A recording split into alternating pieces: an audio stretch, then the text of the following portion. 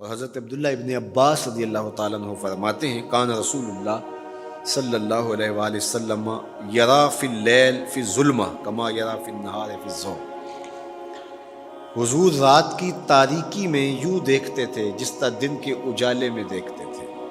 میں نہیں دیکھ سکتا، یہ دیکھو یہ روشنیاں ہیں، یہ لائٹیں لگی ہوئی ہیں اور میں یہاں سے دیکھ رہا ہوں، اگر یہ چراغاں ختم ہو جائیں، یہ روشنیاں بجھ جائیں تو وہ دور چیزیں لکھی ہوئی ہیں وہ تو دکھائی نہیں دے گی، یہ کتاب میری جھولی میں بھی ہوگی میں پھر بھی نہیں دیکھ سکوں گا، اس لیے کہ میری آنکھیں نور ہیں، لیکن یہ اتنی دیر تک نہیں دیکھ سکتی جب تک یہ خارج کی روشنی بھی موجود نہ ہو۔ لیکن حضور سراپا نور ہیں، حضور ظلمت میں بھی دیکھتے تھے، روشنی میں بھی دیکھتے تھے۔ چونکہ میری آنکھیں ان روشنیوں کی محتاج ہیں، کائنات کی ساری روشنیاں شمس و قمر بھی میرے حضور کے محتاج ہیں، اس لیے حضور علیہ الصلوۃ والسلام شمس و قمر کی روشنی کے محتاج نہیں تھے۔ حضور کی مبارک آنکھیں جو ہیں وہ اندھیرے میں بھی دیکھتی تھی اور حضور کی آنکھیں روشنی میں بھی دیکھتی تھی۔ آقا کریم علیہ السلام نے ایک موقع پہ ارشاد فرمایا وَإِنَّ مَوْعَدَكُمُ الْحَوْض وَإِنِّي لَأَنظُرُ إِلَيْهِ مِن مَقَامِي هَٰذَا، بخاری مسلم باقی کتب حدیث میں موجود ہے۔ فرمایا کہ تمہارا جو حوض کوثر پر وعدہ ہے جہاں میں تمہیں جام بھر بھر کے دوں گا، فرمایا میں یہاں کھڑا ہوں اور یہاں کھڑے ہو کے اس کو دیکھ رہا ہوں۔ حضور یہاں کھڑے ہیں اور وہاں دیکھ رہے ہیں۔ ایک دن حضور صلاۃ الاستسقاء پڑھا رہے تھے، جب بارش نہ ہو رہی ہو تو اس کی جو نماز پڑھائی جاتی ہے اللہ کے حضور دعا کرنے کے لیے تو اس کو صلاۃ الاستسقاء کہا جاتا ہے۔ ام المومنین سیدہ عائشہ رضی اللہ تعالیٰ عنہ سے مروی ہے۔ تو نماز پڑھاتے پڑھاتے حضور نے ہاتھ آگے کیا پھر پیچھے کھینچ لیا، تو عمومی طور پہ ایسا نہیں ہوتا۔ تو صحابہ نے جب دیکھا تو بعد میں کسی نے پوچھا حضور آج نماز میں آپ نے ہاتھ آگے بڑھایا اور پیچھے کھینچ لیا، مجھے بتائیے کہ حالت نماز میں نظر کہاں ہونی چاہیے؟ جائے سجدہ پہ ہونی چاہیے نا، لیکن صحابہ حضور کو دیکھ رہے ہیں۔ اللہ اکبر۔ صحابہ سے کسی نے پوچھا کہ تم بتاؤ ظہر اور عصر کی نمازوں میں حضور قرات کرتے تھے؟ کہا ہم کرتے تھے، بخاری میں۔ تمہیں کیسے پتہ ہے کرتے تھے؟ کہا نحن نعلم باضطراب لحیتہ، ہم حضور کی مبارک داڑھی کی جنبش سے اندازہ کرتے تھے کہ قرات ہو رہی ہے۔ معلوم ہوا نماز بھی چلتی رہتی تھی، رخ محبوب کی دید بھی ہوتی رہتی تھی۔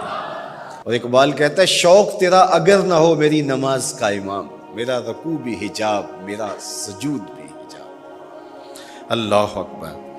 تو حضور نے ہاتھ آگے بڑھایا اور پھر کھینچ لیا۔ پوچھا گیا حضور یہ آج نماز میں ایک نئی چیز ہم نے دیکھی، آپ نے ہاتھ آگے بڑھایا پھر کھینچ لیا؟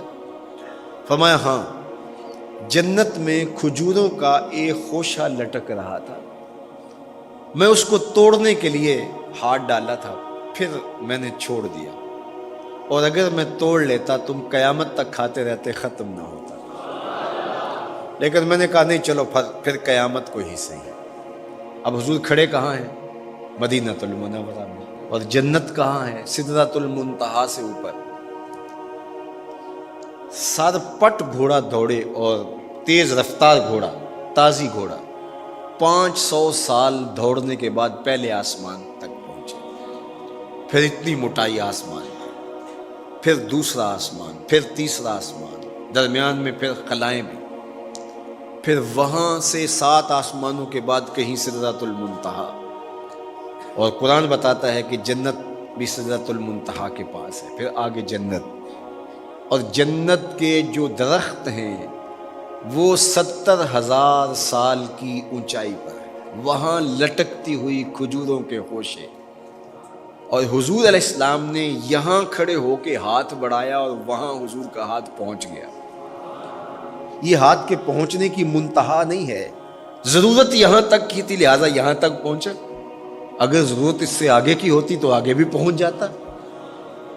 تو حضور کا ہاتھ یہاں سے یہاں تک پہنچا۔ یہ حدیث پاک میں نا، میں اور آپ ہاتھ اٹھائیں تو ہمارا ہاتھ کہاں تک پہنچتا ہے؟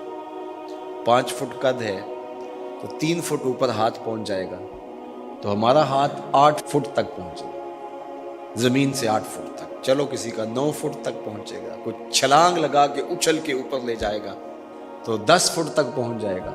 البتہ ہماری نظر بہت تیز ہے، ہماری نظر پہلے آسمان کے ٹمٹماتے ہوئے ستارے دیکھتے ہیں، دوسرے آسمان کے ستارے بھی دکھائی دیتے ہیں، تیسرے آسمان کے ستارے چاند سورج میں دکھائی دیتے ہیں۔ ہمارا ہاتھ 3 فٹ تک یا 10 فٹ تک پہنچتا ہے، نظر تیسرے آسمان تک پہنچتی ہے، اور جس کا ہاتھ جنت تک پہنچتا ہے اس کی نگاہ کہاں تک پہنچتی ہوگی، اس کی نظر کا کمال کیا ہوگا۔